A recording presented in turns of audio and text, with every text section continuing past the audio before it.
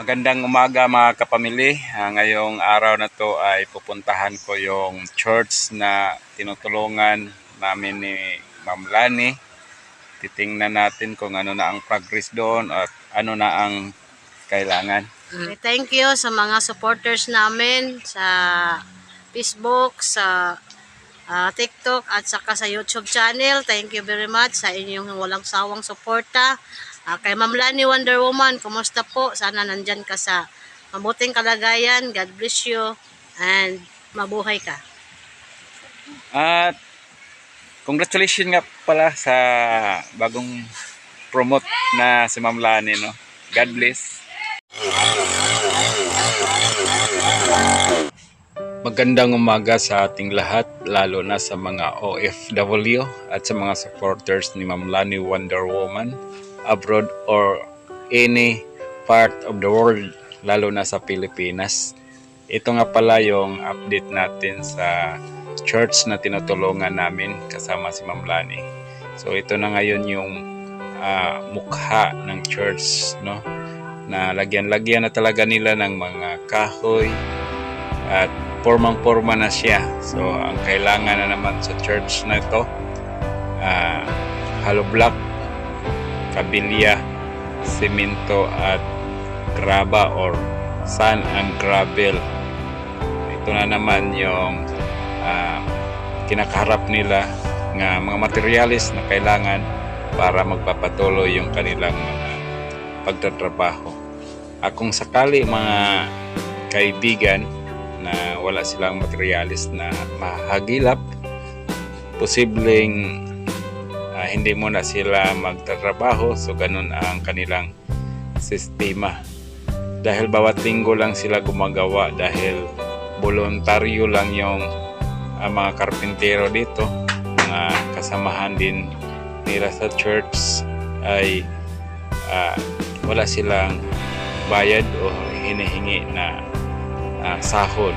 So itong karpintero, si Dodo at saka si Jojo, si Roger, ngayon ang nag-voluntary sa kanilang pagtatrabaho ngayong linggo na ito.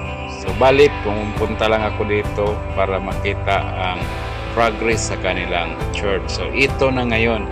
So di magtatagal or any months na lang, so makikita na naman natin nga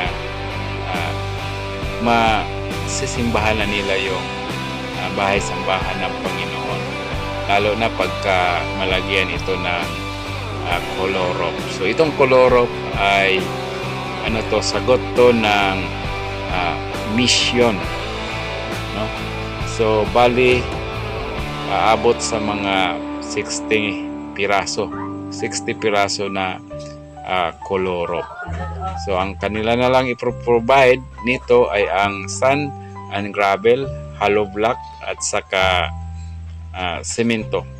So snack time na, tinapay lang yung snack nila. Ito si John Angob or Dodong. Ang nakapula naman dyan ng sombrero ay si Jojo. At saka yung elder nila ay si Edgar Cagasan. Bali yung church leader or presidente ng kanilang samahan. So ganito ngayon ang ating nakikita na mga pangyayari. Dati ay wala pa. So ito yung mga poste at haligi, mga pundasyon dyan na pinoprovide ng ating mabait na sponsor, Ma'am Lani Wonder Woman. So ganun kahalaga yun, kasi kung wala, hindi may patayo yung mga poste na yan. So yan pala yung asawa ng ating butihing elder, no, sa Herminia Cagasan. Bali, kumuha lang doon ng tubig sa balon or kung saan saang puso na kinukuha yung tubig at bibigyan lang ng lalagyan lang ng palamig, no, malamig na ice. So praise the Lord. Ganun na ang kinahinatnan. So thank you sa lahat ng mga nais tumulong sa ganitong gawain, at huwag niyo kalimutan i-support ang YouTube channel namin at si Ma'am Lani Wonder Woman Vlog. Napakasaya naman kung titingnan natin at yung church ay unti-unti nang matatapos. Hopefully magkakaroon sila ng sponsor sa mga hollow block na kakailanganin at sa mga kabilya at saka graba. Naway ang Panginoon ay magbibigay ng blessing at gumagamit ng ibang mga tao para maisakatuparan yung church na matapos.